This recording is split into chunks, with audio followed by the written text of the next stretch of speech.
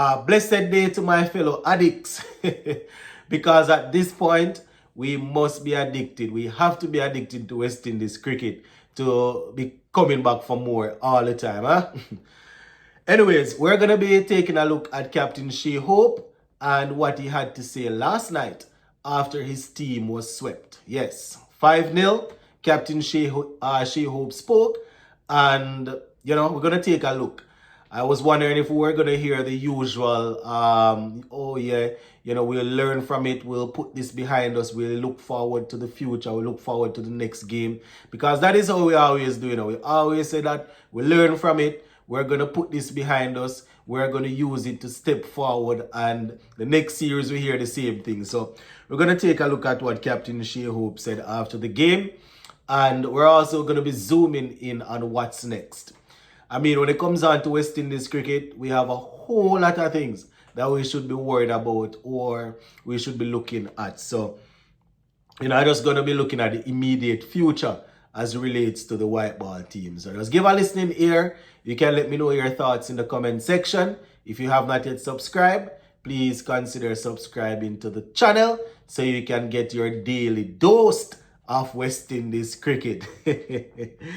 Alright, so Captain Shea Hope, my people, after the game last night, I was listening to him and I was saying to myself that, boy, this sounds so familiar.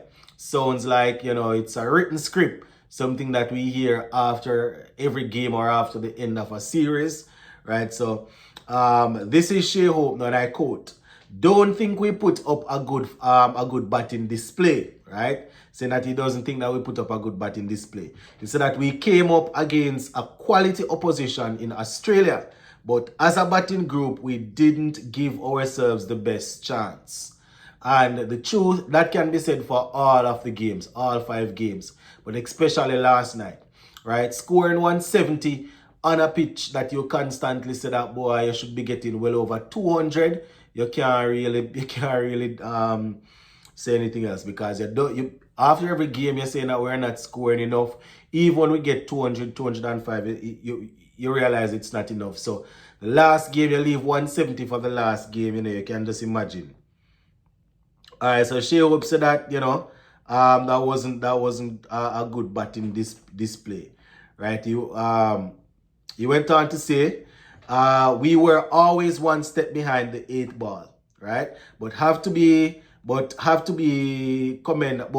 to commend the bowling effort, right? Talking about last night's game especially. Man is saying that we were one step behind at all times, but based on how the bowlers went, they picked up wickets in the power play. I think we had about 3 or 4 wickets in the power play. I think it was about 3, you understand? And then they kept on doing their thing. I mean, Australia ended up winning the game with what? Think about 3 overs to spare. So you could say that they comfortably won the game. But according to Shea Hope, he's giving credit to the bowlers there, because they tried their best to defend that 170. He went on to say, just didn't happen for us today. Just didn't happen for us today, right? Just didn't happen for us today. The truth, that can be said for all 5 games. Just didn't happen for us. And you go back to the red ball, can be said for all the test matches also. Didn't happen for us. Man said, just didn't happen for us today. He said that in the Caribbean, chasing is always better due to the dew, right? Due to the dew and wind factor. But that's not something I can control, obviously, right? I mean, we don't know, say, the dew factor will come in, and even in CPL, we see that teams trying to bowl, trying to do their thing. But at the same time, listen, when you go out there as a batsman and get in, you just have to bat. You just have to try and score.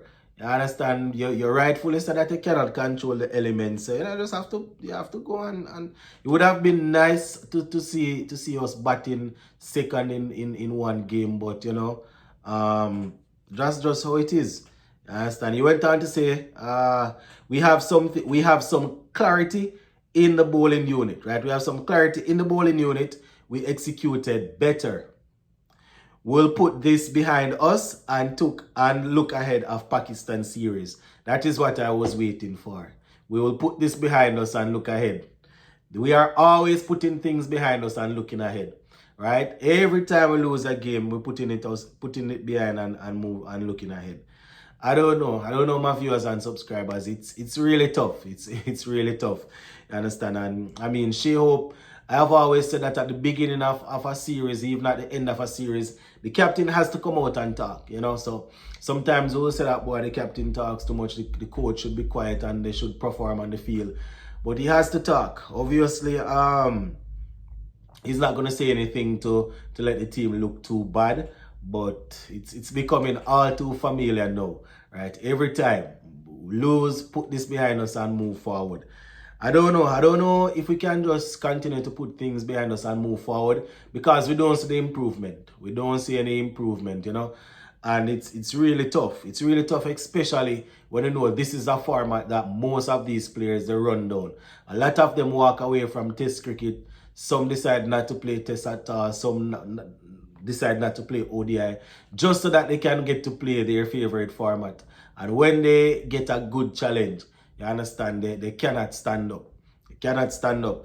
And you'll have a few fans, they will watch them playing T10, T5 and T2 and say, boy, this man should get in the team. This man should play. And when they get to the international level, they're starring up T10 and T20 and T6 and T5. But when they get to international cricket, you cannot get anything from them. Right? And we hear a lot of people in the comment section talking about who should play and who shouldn't have played and who should be in the squad. I don't know if that's going to win us anything either. Because, you know, even some of the players that we see people saying that they should be in the squad, if you are being honest, you know, you can't even really say, boy, that player should replace this player.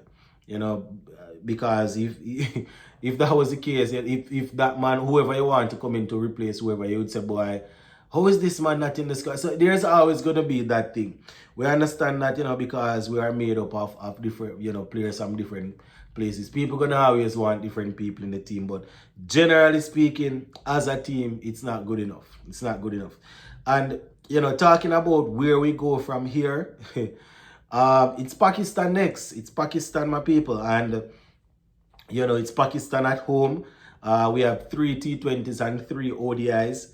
I mean, the first T20, it's right around the corner, the 31st, which is Thursday, right? So the first T20, that's going to be Thursday. The second T20, that's going to be Saturday, right? Saturday the 2nd. Just to let you know, the first one will be, yeah, man, this is going to be in Florida. Same thing for the 2nd. And the third and final, the third and final T20, same place, right? And that's very interesting, my people. That one's gonna be on Sunday, August the 3rd.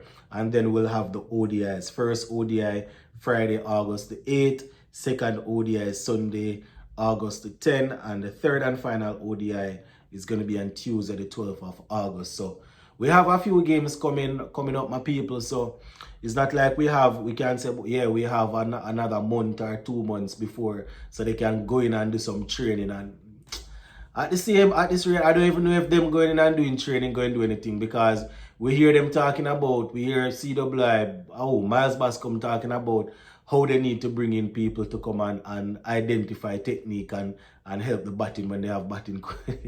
You know, big up on yourself, my people. Stay safe.